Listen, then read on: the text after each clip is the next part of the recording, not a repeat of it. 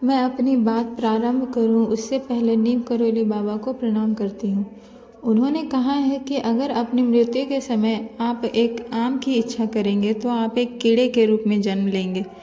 अगर आप अगली सांस की भी इच्छा कर रखेंगे तो आप दोबारा जन्म लेंगे। नीम करोली बाबा, जिनका नाम सुनते ही भक्तों के मन में श्रद्धा उमड़ जाती है, जिन्हें हनुमान जी का परम भक्त कहा जाता है, और आज भी उनकी सिखाई बातों पर हम सब चल रहे हैं। बाबा जी का जीवन चमत्कारों से भरा हुआ था और सारी कथाएं कहानियां उनके बारे में प्रचलित है। कहा जाता है कि बिना कुछ कहे ही वह लोगों के मन की बातें समझ लेते थे, परेशानियों का समाधान कर देते थे। आप देखना, नीम करोली बाबा, जिनका वास्तविक नाम लक्ष्मी नारायण था, जिनके पिता का नाम दुर्गा प्रसाद शर्मा था, 17 साल की उम्र में उन्हें ज्ञान की प्राप्ति हुई। उन्होंने घर छोड़ दिया, अपना जीवन हनुमान जी की भक्ति में लगा दिया। उत्तर प्रदेश में साधुओं की तरह भ्रमण करने लगे। उन्हें अलग अलग नामों से बुलाया गया।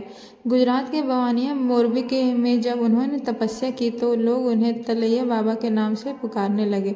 कहा जाता है कि जब वह उत्तराखंड में प्रवास कर रहे थे, बवाली से कुछ किलोमीटर आगे जाने के बाद बाबा जी जो थे, एक छोटी सी घाटी के पास रुके और सड़क के किनारे जो पैरापट बनी थी उस पर बैठ गए। सामने पहाड़ी पर दिखाई दी एक आदमी को आवाज़ दी कि पूरन इधर आओ। पूरन नीचे आया और कंबल लपेटे अजनबी से अपना नाम सुनकर के अचंभे में पड़ गया कि ये मुझे कैसे जानता है। अजनबी व्यक्ति ने मुस्कुराते हुए कहा कि घबराओ मत, मैं तुम्हें पिछले कई जन्मों से जानता हूँ। मेरा नाम नीम करोली बाबा है। हमें भूख लगी है, हमारे भोजन की व्यवस्था करो। पूरन ने घर जा कर के अपनी माँ को बताया कि नीचे पैरापट पर बाबा नीम करोली जी बैठे हैं और भोजन मांग रहे हैं। घर में दाल रोटी बनी थी। पूरन की माता जी ने वही परोस दी। बाबा जी ने भोजन के बाद पूरन से कहा कि गांव के 2-3 लोगों को लेकर आओ, और उन सबको लेकर के बाबा जी नदी के पार जंगल में गए और एक जगह पर कहा कि यहाँ पर खुदाई शुरू करो, यहाँ खुदाई कीजिए। खुदाई शुरू हुई तो गुफा मिली और बाबा जी ने कहा कि गुफा में धुनी है।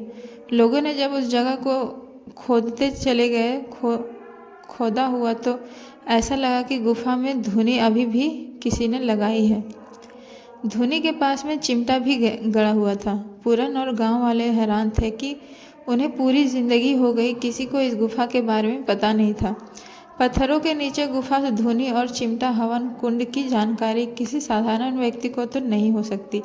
कंबल लपेटे कोई आम इंसान नहीं, महापुरुष ही है। लोग यही सोच रहे थे कि बाबा जी बोल पड़े, हमारे पास कोई चमत्कार नहीं है, चलो अब यहाँ से हनुमान जी बैठेंगे।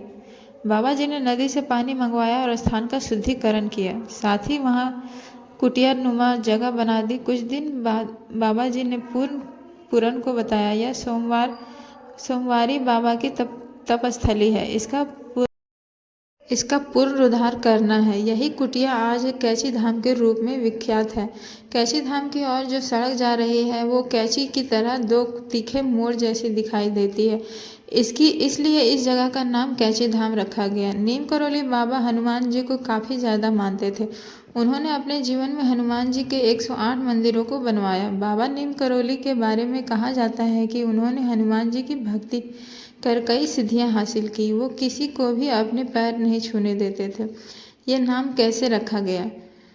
तो कहा जाता है कि एक बार नीम करोली बाबा बिना टिकट के फर्स्ट क्लास ट्रेन में सफ़र कर रहे थे। टिकट चेकर ने बाबा जी के पास टिकट नहीं मिलने पर उन्हें अगले स्टेशन पर उतार दिया। वो जगह जो थी वो नीम करोली थी। ट्रेन से उतरने के बाद बाबा जी वहीं पर ही ट्रेन से कुछ दूर जा कर के ज़मीन पर बैठ गए। अधिकारी ने ट्रेन आगे बढ़ाने का इशारा दिया, लेकिन कमाल की बात यह है कि ट्रेन 1 इंच भी आगे नहीं बढ़ी। लंबे टाइम तक निरीक्षण करने के बाद जब कोई सल्यूशन नहीं मिला, इंस्पेक्शन के बाद भी, तो सब परेशान हो गए। उस एरिया के मजिस्ट्रेट को जब इस घटना का ज्ञान हुआ तो उन्होंने अधिकारी से कहा कि बाबा जी से आप माफ़ी मांगिए, सम्मानपूर्वक ट्रेन में बैठा आइए। ऐसा करते ही ट्रेन चल पड़ी। तभी से इस जगह का नाम बाबा नीम करोली पड़ गया। बाबा जी ने कई सारे किस्से हैं जिसमें उन्होंने चमत्कार किया है और भक्त उन्हें हनुमान जी का अवतार मानते हैं। रिचर्ड अल्बर्ट हार्वर्ड में प्रोफेसर रहने के दौरान जो है रिचर्ड के लिए 1967 में इंडिया आए। यहाँ उनकी मुलाकात महाराज जी से होती है, यानी कि नीम करोली बाबा से होती है। बाबा जी उन्हें दीक्षा देते हैं और नया नाम रामदास देते हैं। बाबा रामदास जी हनुमान जी के भक्त हो गए थे। बाबा नीम करोली जी के भक्त हो गए थे और उन्होंने हनुमान जी की भक्ति को में रख करके भक्ति योग सहित प्राचीन भारतीय परंपराओं जो है आगे बढ़ाने का काम किया। रिचर्ड अल्बर्ट जो है यानी कि बाबा रामदास जी, वो अपनी किताब मिरेकल ऑफ लव पर बुलेट प्रूफ कंबल से जुड़ी एक घटना के बारे में बताते हैं। वो कहते हैं कि बाबा के कई भक्तों में एक बुजुर्ग दंपत्ति भी थी जो कि फतेहगढ़ में रहते थे। यह घटना जो है कुछ ऐसी है कि एक दिन बाबा जी बुजुर्ग दंपत्ति के घर पहुंच गए। इसके बाद बाबा जी ने कहा कि रात्रि विश्राम यहीं करूंगा।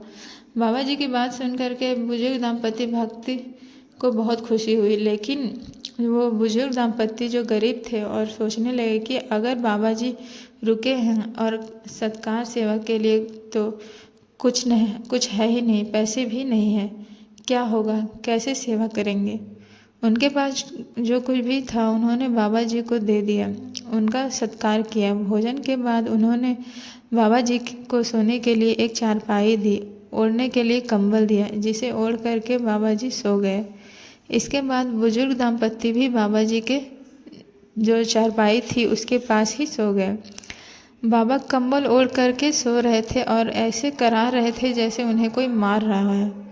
वो जो बुजुर्ग कपल था वो सोचने लगा कि बाबा जी को आखिर क्या हो गया। जैसे तैसे रात बीती और सुबह हो गई। बाबा जी ने सुबह वो जो कंबल था वो लपेट करके बुजुर्ग दंपत्ति को दे दिया और कहा कि जाओ इसे जा करके गंगा में जी में प्रवाहित कर दो, लेकिन खोल करके मत देखना वरना मुसीबत में फंस जाओगे। बाबा जी ने भी कहा कि आप चिंता मत कीजिए, आपका बेटा महीने भर के अंदर वापस आ जाएगा।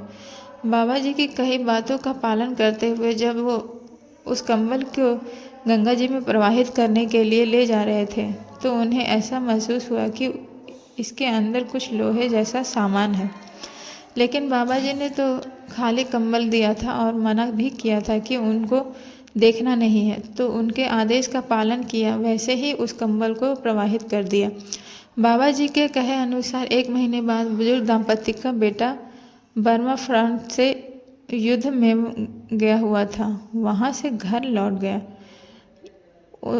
उनका इकलौता बेटा था जो कि ब्रिटिश फौज में सैनिक था और सेकेंड वर्ल्ड वॉर के टाइम बर्मा फ्रंट पर तैनात था। बेटे को घर पर देख कर के बुजुर्ग दंपत्ति खुशी का ठिकाना नहीं था, लेकिन बेटे ने जो बताया उसने सबको हैरान कर दिया। बेटे ने कहा कि लगभग महीने भर पहले एक दिन वह दुश्मनों के बीच में घिर गया था। रात भर गोलीबारी चलती रही, उसके बाकी सब साथी मारे गए, लेकिन यह अकेला बच गया। बेटे ने कहा कि मैं अकेला कैसे बच गया, चमत्कार कैसे, मुझे मालूम ही नहीं है।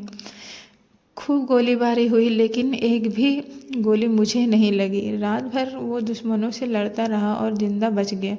इसके बाद सुबह जब ब्रिटिश फौज की टुकड़ी आई तो वो फिर लेकर के, ये वही रात थी जिस रात नीम करोली बाबा बुजुर्ग दंपत्ति के घर आए थे, रुके थे। और बुजुर्ग दंपत्ति सारा चमत्कार समझ चुके थे कि क्यों उन्होंने कहा था कि कंबल को लेकर जा करके गंगा जी में प्रवाहित कर दो। यही कारण है कि अपनी किताब मिरेकल ऑफ लव में रिचर्ड अल्बर्ट यानी कि बाबा रामदास जी ने इस कंबल को बुलेट प्रूफ कंबल कहा है। आज भी कैची धाम में जो नीम करोली बाबा का आश्रम है, वहाँ बाबा के भक्त जो हैं कंबल चढ़ाते हैं।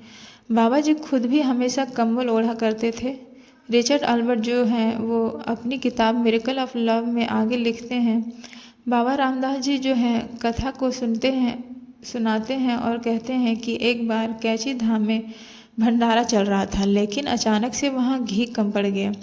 लोग परेशान हो रहे थे कि अब क्या करें। जब बाबा जी को ये बात पता चली तो उन्होंने कहा कि नदी से जो है घी के कर्नल में पानी भर कर लाइए। लोगों को समझ में नहीं आया कि बाबा जी ऐसा क्यों कह रहे हैं और इसका घी से क्या संबंध है। लेकिन वही किया जो बाबा जी ने कहा था। पानी भरकर लाने के बाद बाबा जी ने कहा, जाओ जा कर के इसको कढ़ाई में डाल दीजिए। जैसे ही कढ़ाई में डाला, पानी घी में बदल गया। सब बाबा जी का चमत्कार देखकर हैरान रह गए।